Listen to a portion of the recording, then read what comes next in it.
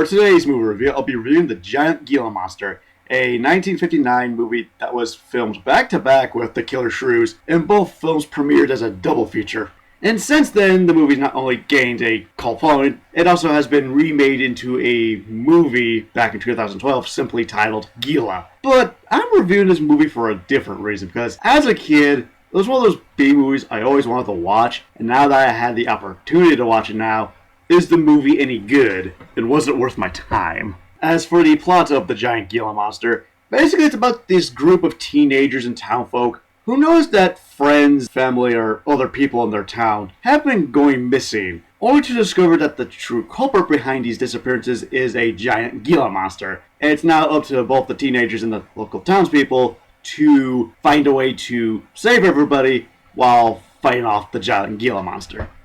In terms of what I liked about the movie, unlike most cheesy 50s B movies that came out around this time, most of the creature effects were really cheesy looking puppets or guys in costumes. This year, they just use an actual lizard. All they do is just make a small miniature set to make the lizard look bigger than it actually is.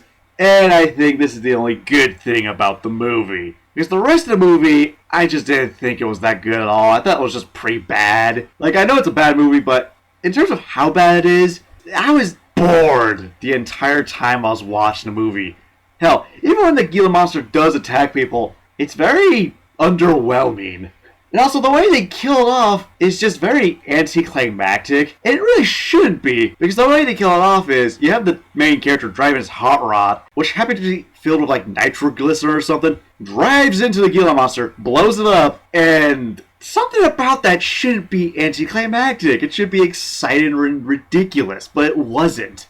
And as far as the actual characters themselves go, they're pretty bland and forgettable. Well, okay, the main character for some reason has like this gig where he just occasionally sings to people, but it was pretty stupid and pointless because it really didn't go anywhere for me. And I noticed that from time to time, when the Gila Monster does show up, I noticed that it's not the same Gila Monster. Like, I think they used a different lizard per shot. And rumor has it that they didn't even use a Gila Monster for the movie. They used a lizard called a bearded dragon, which happens to look like a Gila Monster. For my final verdict of The Giant Gila Monster, I was really disappointed by this movie. Because here's a movie that's considered a cult classic, yet I don't see why it's a cult classic. And it's just the worst kind of B-movie, too. It's not dumb and entertaining, it's just boring. And given the subject matter that the movie's about a giant fucking Gila Monster eating people, it should not be that boring, but it is.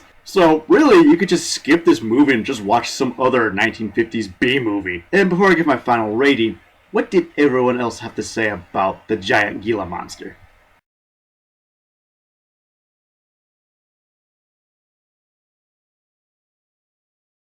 Looks like this movie got generally negative reception. No surprise there. So, for my final rating of The Giant Gila Monster, I give it a 1.5 out of 5. So, what's your favorite 1950s B movie? And see you later.